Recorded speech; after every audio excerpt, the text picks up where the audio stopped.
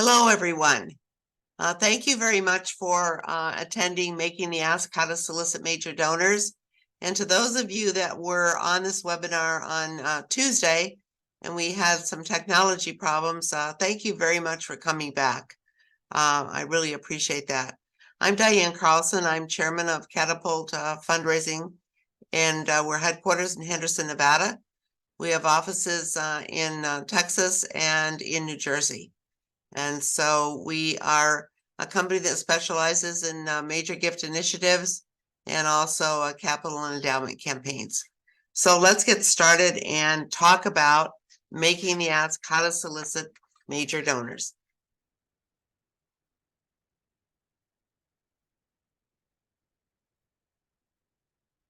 Okay. Wealthy people say they don't give more to charity because they're not asked. And I absolutely believe this is true. When we look at client databases, if they haven't done a capital campaign for some time, we'll see people with high wealth capacity in the database that have a low giving amount, low average gift. And I think the main reason for that is that we're not asking people with wealth capacity for an ask amount that fits with their wealth capacity.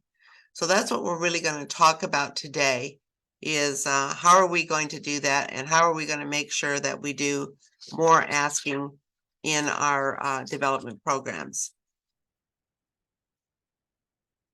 Major gifts are about relationships. We always say this, and yet we sometimes don't allow the time to build a relationship. Before the recession in 2008 to 2010, our firm was pretty much saying that we could build a relationship from scratch in about 6 months. That has really changed since those dates. And I think the main reason is that wealthy people have gotten more concerned about the economy, about interest rates, in some cases about unemployment rates. And so one of the things that happened coming out of 2010 was that we had people who were major gift prospects for major gift initiatives or campaigns who were much more jittery about hanging on to their wealth capacity than they had been before 2010. And I believe that exists to this day. So as we're talking about starting a relationship from scratch, could be an individual, a foundation, a corporation. It seems as though right now we're looking at 9 to 12 months to be able to actually have a relationship that is strong enough to make an ask. One of the things we talk about a lot at Catapult is the 4 right rule. The right person asking the right prospect for the right amount at the right time. All of these have to be in alignment for our ask to work. We can have the right person asking the right prospect for the wrong ask amount at the right time. We can have the right person asking the right prospect for the right amount at the wrong time. And sometimes we don't know what's the right amount and what's the right time. But I would rather see us make an ask too soon than not make an ask at all. And we're going to talk about that as we go. But the ideal ask is when these are all in alignment. We're asking the right person for the right ask amount at the right time. I want to share with you a $10 million gift chart. At Catapult, we do a gift chart for every single dollar goal we have with clients. Absolutely. Because it lays out the roadmap that we need to find gifts to make that goal. And so we're talking here, I chose 10 million because I think it's easy to do the math. And so we want a lead gift on any goal of 20%. In this case, 2 million. We want a second gift of 10%. In this case, 1 million. And then we have 3, 500,000, 5, 250,000. Okay, those are called the top 10 gifts, the top 10 donors. They could be foundations, corporations, or individuals, and sometimes government. But we need them to give us at least 50% of the campaign goal or the major gift initiative goal, at least 50% from the top 10 gifts. So in this case, this adds up to 58% of 10 million from the top 10 gifts for 5.75 million. When we are trying to figure out if we can make a goal, it's really important that we look at our top 10 gifts. And if they're not giving us 50% or closer, preferably to 60% of our goal, we've got a problem. One problem may be we can't make that goal. Another problem may be it's going to take us longer to make that goal. For example, if we need a 20% $2 million gift on a $10 million initiative, we may not have a prospect for 2 million. Ideally, we would have 3 prospects for 2 million and 3 prospects for each of the top 10 gifts, which would give us 30 prospects for the top 10 gifts. So if you look at the number of gifts on the left, we've got 1 at 2 million, but we need 3 prospects for that one gift. Now we may say we don't have a $200,000 prospect. Well, maybe we can find one, and maybe we can't. And if it turns out that we really don't think we have that gift, then we really don't have a $10 million goal. And I think as we look at dollar goals that sometimes boards want to raise, we really need to protect ourselves and say, we don't have prospects for that dollar level. And can we find them? Sometimes we can, and sometimes we can't. We want to start top down on the gift chart in our plan for solicitation. And the main reason we want to do that is that if we start talking to people for a $25,000 gift, we will never get up to the $2 million gift. You can go down on this chart, but you can't go up. And sometimes people ask me, why do campaigns fail? They largely fail, if they're going to fail, because the gift chart was not followed and it didn't start top down, and an organization decides to start soliciting $25,000, $50,000 gifts instead of the top 10 gifts. That's the main reason, in my experience, that campaigns fail. We want to be sure that we stay high with our top 10 gifts. And if we're going to have a campaign committee and a campaign chair for a capital campaign, the focus of those people, those volunteers, is working with the staff to raise the top 10 gifts. Now, the other thing that's going to happen, and I know you all know this, is that we're going to ask somebody for a $1 million gift, our second gift on the chart. And that person is going to say, I can't do 1 million, but I could do 500,000. I can't do 1 million, but I could do 250,000. And so this is called water falling down, water falling down. And so that's the other reason we want to start high and solicit our major donors first, because they are going to waterfall down. And sometimes a $250,000 ask will waterfall down to 100,000. So that's another reason that we really want to be sure that we stay high top down. Okay, where are our major donors? In most cases, they're in your own database. At least that's where you certainly have to start. You need to look, have you done previous campaigns? Have you done previous gift initiatives? And if so, who gave to those? Are they still around? Are they still in the community? And are they people that you can tap once again for a larger gift? So start with where you've been before you start trying to find new donors. You obviously will have to find new donors, but the first thing to do is do an analysis of who you've got in the pipeline, current donors, lapsed donors, who could be significant donors in this initiative. What information do you need to solicit a major donor? You need very quality materials. Very quality materials. I've been in fundraising long enough to know that, we went in the 80s and 90s, organizations were saying, well, we want to be careful that our materials don't look too professional because people will think that's where we're spending the money. Well, in today's world, that philosophy is over in fundraising. We need to produce professional looking materials. We have a great deal more competition in philanthropy than we had in the 80s and 90s. And we need to understand that what we are doing here is the same thing that companies do for venture capital. We are looking for investors. We are looking for investors to help us. And they want enough information about the organization, about the need, about the solution that you propose, about the cost. They want all that information before they are going to invest in you. All right, let's talk about determining wealth capacity and interest.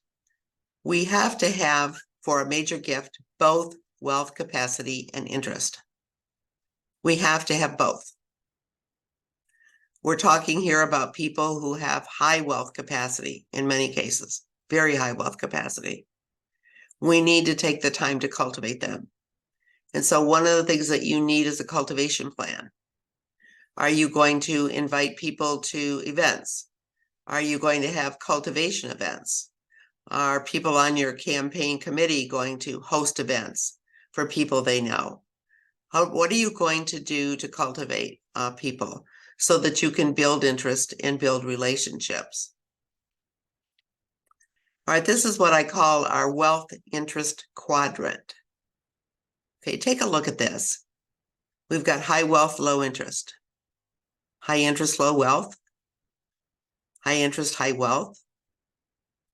Low wealth, low interest. All right, which is the quadrant that is best for major gifts? High wealth, high interest, right? What is the second best? High wealth, low interest. The other two, high interest, low wealth, low interest, are not prospects for major gift initiatives. They may be prospects in a community phase of a capital campaign where we're looking for smaller gifts. We're looking for participation. But the two on the left, high wealth, low interest, where we have to build relationship, and high interest, high wealth, those are the quadrants for major gift work and capital campaigns. And those are the quadrants where we are visiting people, actively talking with people. The other two quadrants, which are around interest more than wealth capacity, those are social media solicitations.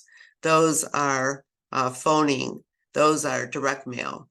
They are not the methodology for major gifts. How to determine the ask amount.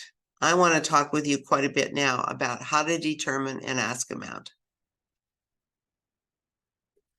And let's talk about what is an ask ladder and why is it important. Okay, the first thing we need to do, let's think back to our gift chart for 10 million. And our second gift on the gift chart, our second level, is a $1 million gift. And we have 3 prospects for that one gift that we need on our gift chart. So the first thing we're going to do is say our first ask for each of those prospects is $1 million.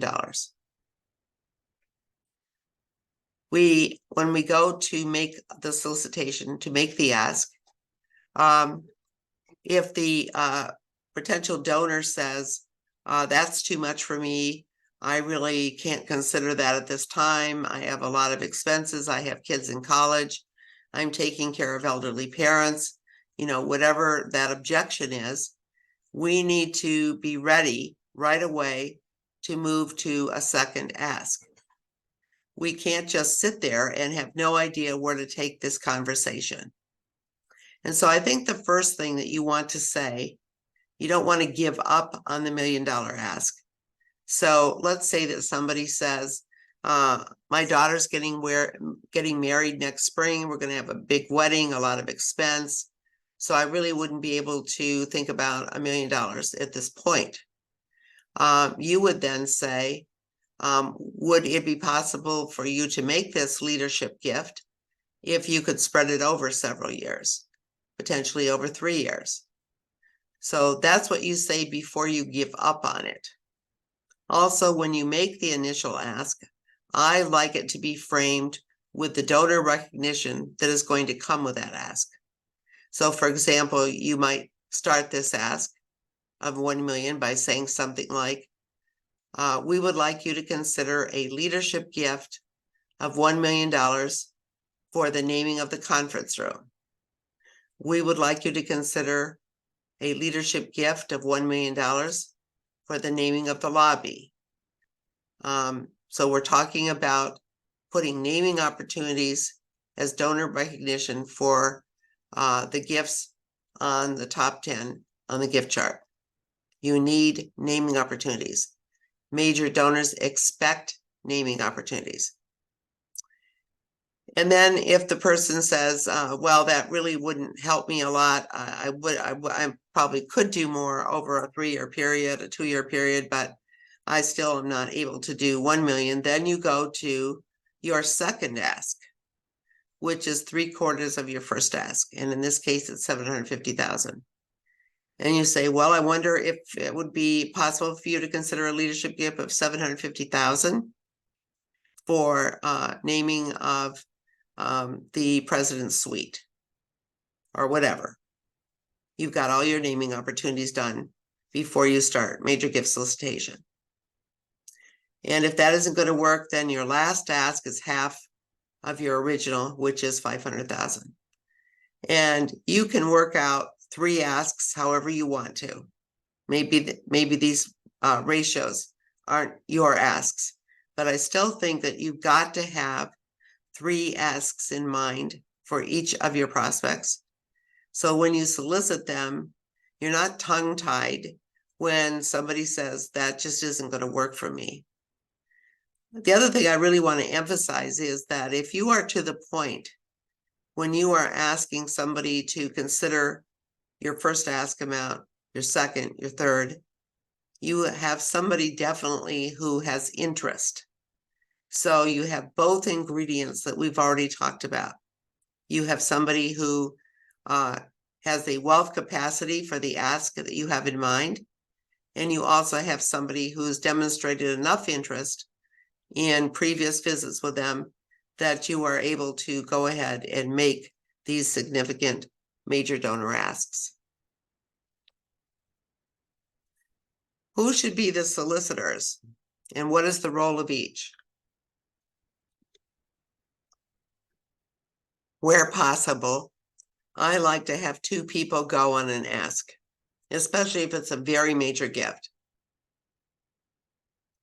When I was in healthcare fundraising, I often would take a physician with me. If I was going to be making an ask of a cardiac patient, I would often take the head of cardiology with me.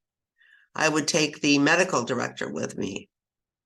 If I am soliciting for a museum, I would take the CEO or the board chair. Think about who you can take, who would serve as a resident expert in the solicitation. If you're a healthcare organization, people always like to have doctors as part of the solicitation. The doctor maybe isn't comfortable making the ask, you can make that, but it's always credible to have somebody that is an expert or somebody in your organization that donor would really like to know or to have included in the solicitation. And ahead of going on a visit, you want to work out with each of you what each of you is going to handle in the visit. You're going to have introductions. You're going to have chatter at the beginning. Okay, who's going to handle that? Who's going to make sure it stops after 10 minutes? Who's going to handle what's new in our organization, which is why we're here? Who's going to say, this is a need we have, this is how we're planning to solve it, and this is the money it will take to solve it? Who's going to do that? And then who's going to make the ask at the point that you can make it? And who's going to wrap it up with a conclusion? So work that out ahead of time. The other reason that I like two people to go on and ask is because one can watch body language of the potential donors while the other is talking, and vice versa. And when you come out of a visit, then you've got another person's view of how it went, what you could have done better, and what to do in the next visit. We always say, who should make the appointment for a visit? And I always say the person who can get it. Sometimes it's a board member that can get the appointment for you. Sometimes it's somebody on the campaign committee, if you have one of those. Sometimes it's a CEO of your organization who can help get an appointment. In most cases, you're going to be getting an appointment through telephone. So how do you get an appointment? What do you say? Well, the first thing you say, let's assume that you're calling a gatekeeper of a major donor prospect. That's an admin assistant usually. So the first thing you're going to say is, hello, Jane, I'm calling to make an appointment with John to talk about what's new and exciting at XYZ organization. I would like to stop by and give 2 dates and 2 times. I'd like to stop by on December 15th at 3 o'clock or December 18th at 10 o'clock for about 45 minutes to talk with John. Will one of those times work? Will one of those times work? And then you see if you can get the appointment. If those times don't work, then you say, is there a better time in early January for this visit? Is there a better time in early January? So you're keeping control of setting the appointment because you start off with exact 2 possible dates and times, and then you work with the admin to work out a date that will work. If it turns out that you're trying to set an appointment directly with John, then you say, hi, John, it's been a while since we've talked. I look forward to sitting down with you in the near future and talking about what's new at XYZ organization. I wonder if you would be available on December 15th at 3 o'clock or December 18th at 10 a.m. And you're working out a date. If he says it's really busy this time of year, I'm flat out, then you say, I wonder if there's a date in the first week of January that we could sit down. I'll need about 45 minutes of your time. And then you get your appointment and you send a confirmation, an email confirmation usually, following up your appointment. And then 2 days before your appointment, you send another email confirmation. Just in case that something has slipped up in the scheduling, you want to remind that you are going to be keeping an appointment 2 days from now, date and time. Okay, we've talked about materials to take. We need materials as leave behinds. And don't think that the donor is going to read these after you leave, which is why you need materials that are attractive. You can bring a set of materials for each person who's going to be in the meeting and take them through them, because that's going to be your chance to show them materials. If you want to show a video, it needs to be very, very short, and you can bring a laptop along and show a video. But a video does not replace leave behind materials. And so if you're going to do a video, you're going to have to do both.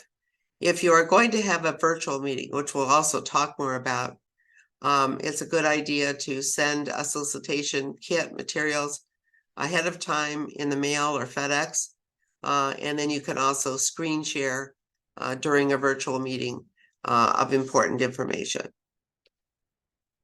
In-person visits versus virtual. I had never done a virtual solicitation before the pandemic. And that certainly changed our fundraising world. But it's been actually wonderful because as we're doing national campaigns, it really has been very helpful to be able to do virtual meetings if we haven't been able to travel or if travel budgets are tight. A virtual meeting is sure better than a telephone meeting.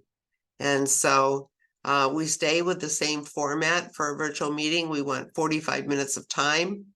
We want to be sure that we use the person's time wisely. We make the appointment the same way, only it's a virtual visit. And then we also send a confirmation email 2 days before the virtual visit to confirm it once again and be sure that we are sending the link for the virtual visit. But otherwise, as we go through now each visit and the purpose of it, the same would be true for a virtual visit as an in-person visit. All right, let's go to the structure of each visit because they're different.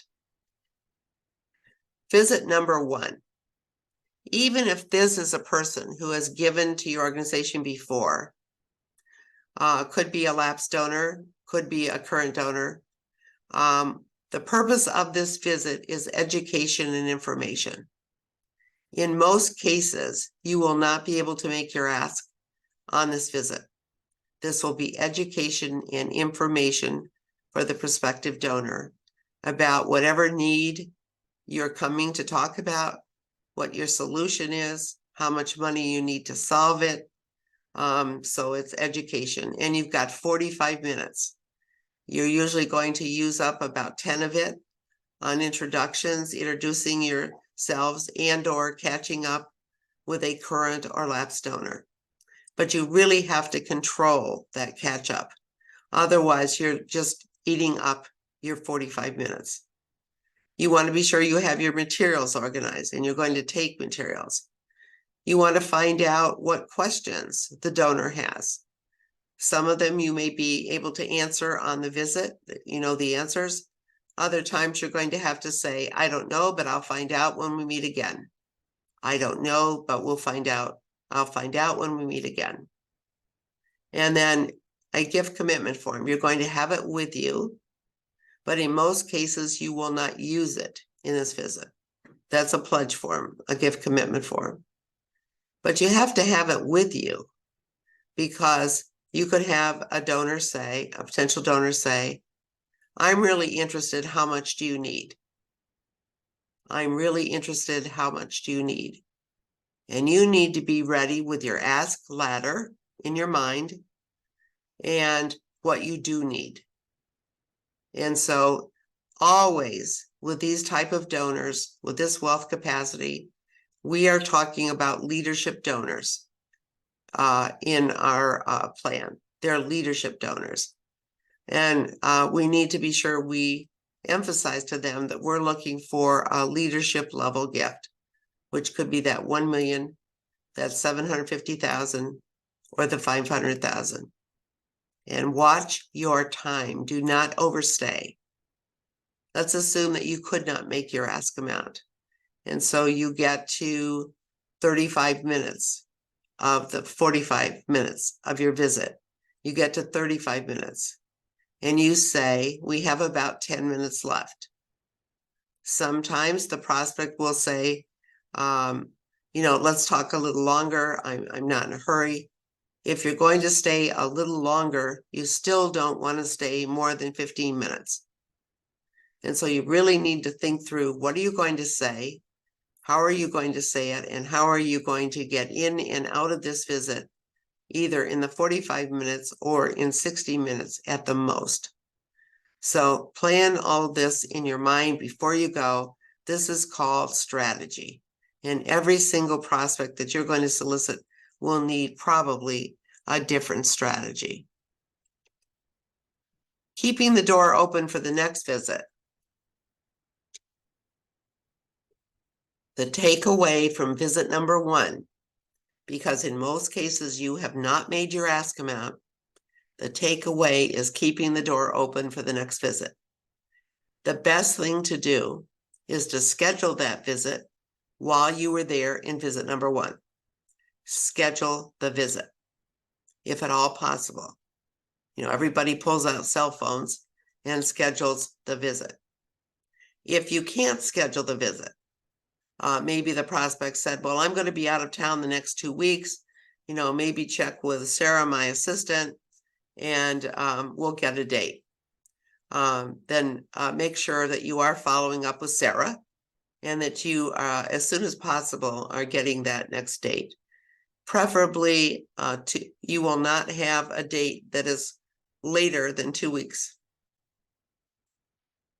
from that first visit.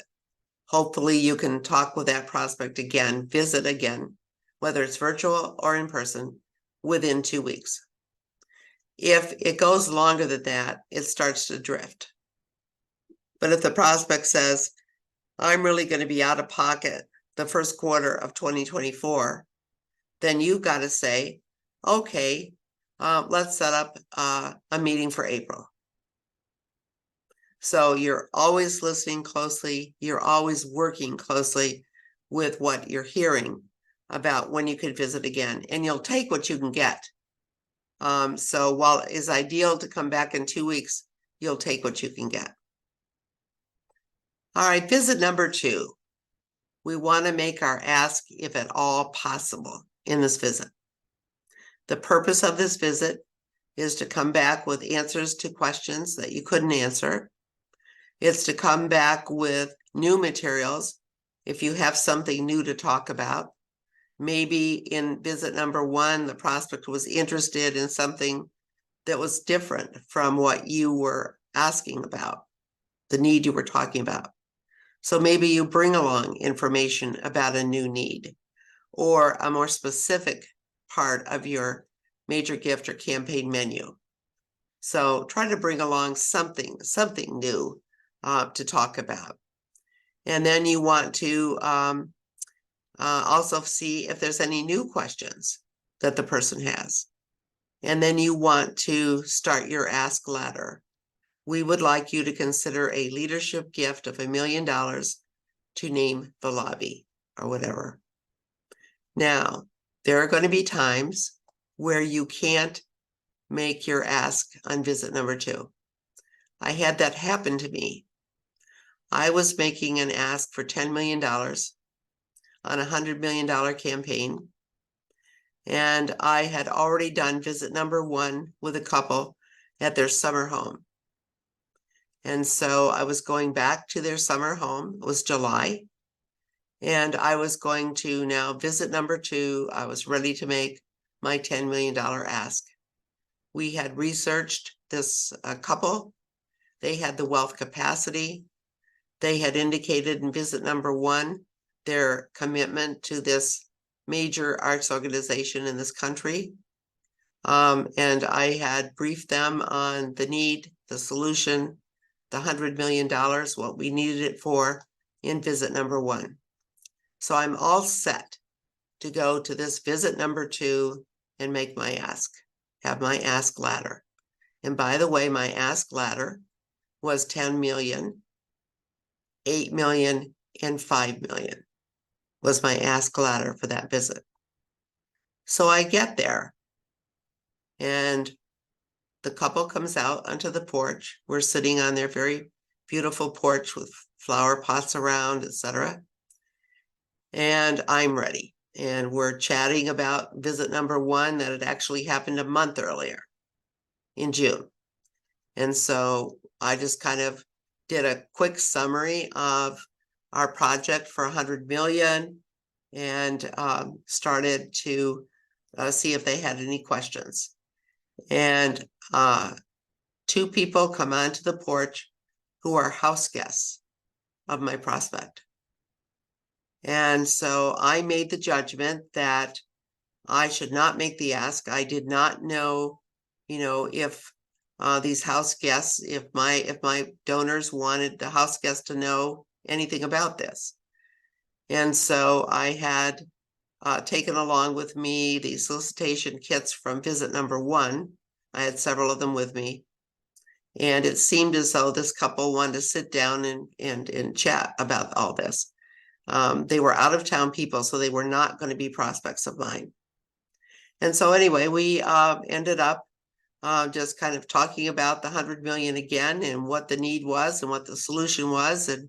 And then I thanked my prospective donors and said I would follow up to work out a time to talk again. And so that led me to visit number 3, which I'm going to talk about in a minute. But let's assume that you can make your ask in visit number 2. And so you make your ask for $1 million. You find out from the prospective donor that just isn't going to fly right now. Even when you've tried to find out if you can do that, over 2-3 years, maybe they, make that pledge and pay it quarterly, annually, and that didn't work really well.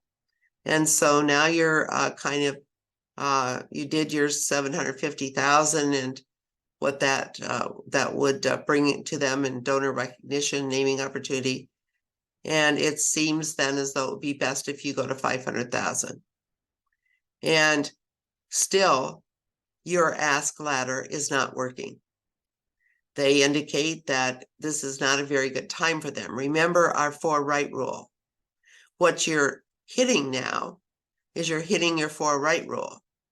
You're asking the right people for the wrong ask amount at the wrong time.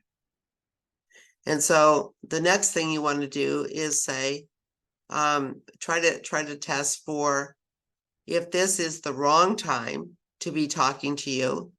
Is there a way that maybe we should be talking again in 3 months? Maybe we should be talking again in 6 months. Maybe we should be talking again in a year. So you want to assume that this is not a hard no. This is a not now. This is a not now. And so I think it's important to work with that strategy until a person finally says to you, I'm really not interested. But I think you should assume that you do have pretty good interest, or you wouldn't have gotten a second visit. Nobody's going to give you a visit for visit number 2 if they're really not interested. So that's why I think you need to go with the strategy of this just isn't the right time now. So let's figure out when is the right time. What to say when you're making the ask, I've already said a couple of times, I'd like it to be framed with, we'd like you to consider a leadership gift of $1 million and for the naming opportunity of naming the lobby. So you're talking about, we'd like you to make a leadership gift. We would like you to consider an ask amount of 1 million, and we would like the donor recognition, which could be a tribute, could be a naming opportunity, either for a 10-year period or maybe in perpetuity. But you are making your ask with the donor recognition that will go with that level of giving included. I also want to mention that there are going to be times where you're going to stumble across something you really hadn't expected. Maybe somebody says, I'm really not in a position to consider a gift at this time, and you're in visit number 2. I'm really not able to consider giving at this time. I've just had, some very difficult news with cancer diagnosis, cardiac situation, whatever you're going to encounter. And I think at that point, you express either sympathy or concern, or even offer, what can our organization do to help you? And so you're really working with the donor, building relationship, and trying to work out what is going to be the best direction in the future for this donor with your organization. Visit number 3. All right, visit number 2, I mentioned the people on the porch that showed up, the house guests, and I couldn't make my ask, even though I had every indication coming out of visit number 1 that I would be able to. All right, visit number 2. The purpose of this visit has to be to make your ask. Has to be. Assuming that you've gone through visit number 1, visit number 2, there's been no problems really show up. There was a lot of information that the prospect wanted in visit number 2, more than you had expected. And so the time was used up with that discussion, or new people showed up. Could have been my couple who were the house guests, could be a financial advisor, could be a legal advisor, could be adult grown children who often show up if you're going to be having a visit, a second visit or a third visit. And so you really have to pivot then with, what are you going to say and how are you going to do your ask? But in visit number 3, you definitely want to make your ask. You want to have your ask ladder. You want to have your donor recognition for each of the levels organized in your mind. Maybe rehearse in the mirror before you go so that you know how you're going to make your ask, and feel confident. And my advice here is, even if some of visit number 3 doesn't seem ideal, I think you still have to make your ask if at all possible. And if you get to no, you still need to think it's not now, and work out when you are going to be able to make the ask. Can I come back in 3 months? Can I come back in 6 months? Can we talk again? You want to be sure that you're assuming not now rather than a hard no, because nobody is giving you 3 visits who is not interested in the need to some degree. You will never get 3 visits. The other thing I really want to emphasize is that often you will not get 3 virtual visits or 3 in-person visits. You're likely to get 2, you're unlikely to get 3. And so what are you going to do with visit number 3? You're going to do it by telephone if you have to. You're going to do it by telephone if you have to, because you have to make your ask. You don't want to go through all this and you still haven't made an ask. And if you have to make it by phone, that's what you have to do. And so just keep in mind that if at all possible, you want to make your ask in visit number 2, because it's very unlikely you'll get visit number 3. But either way, try to make visit number 3 be a phone ask if you can't do it any other way. What to say when you can't make the ask. And I mentioned that a little bit, where the prospect suddenly gives you information that you realize in your 4 right rule, it is not appropriate for us to make this ask at this time. For whatever reason, person could be sick, could have somebody else who's sick, could have another time that often happens actually with entrepreneurs is they tell you to not make your ask now because I'm going to be selling my company next year and it would be better if we talk again. So that's going to be a situation where you really can't make your ask. But what to say when you can't make your ask? Can we talk again in 3 months, 6 months, a year, whatever seems appropriate timeline? That's what you're saying when you can't make your ask. When can we talk again? How to keep control of the ask. I think the best way to keep control of the ask is to have your ask ladder in your mind, and making sure that you have the donor recognition in your mind for each of the giving levels you're going to ask for. You can lose control of the ask at some time when you will have a prospect who talks a lot, doesn't really say very much, and seems to be blocking your moving into your ask ladder. And if you lose control, you just lose it. I mean, you certainly want to thank the prospect and try to work out meeting again another time. But sometimes you will have prospects who, just really lead you down the garden path, and there's nothing you could do. That you've done your best, and always make an ask if you can. That's my advice. Always make an ask if you can. Donor recognition, I can't stress enough. I've been stressing it during the webinar. especially naming opportunities for major gift asks. But every donor at every level of your solicitation process needs to have very quality donor recognition, which we call stewardship. And so please plan donor recognition, thank yous, and making sure that donors are well thanked and very much appreciated. Question and answer. If you will put your questions in the chat, that would be helpful.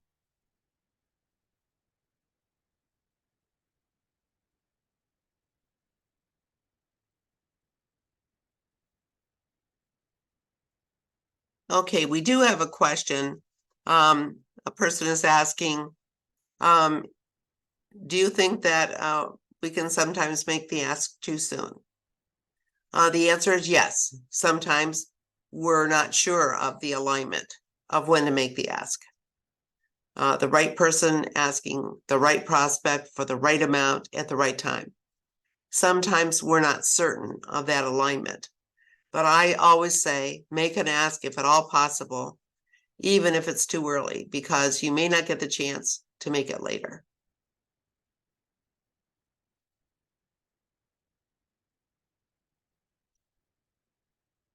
Another question.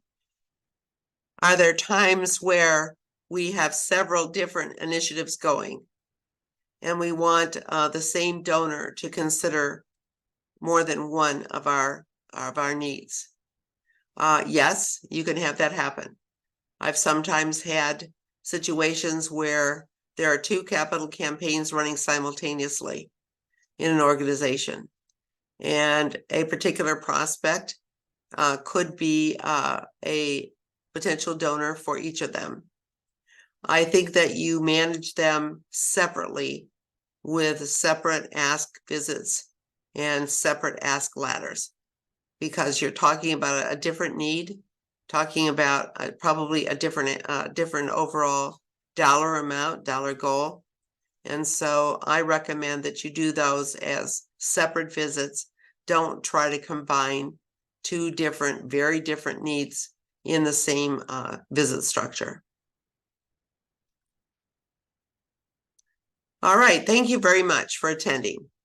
Have a good day.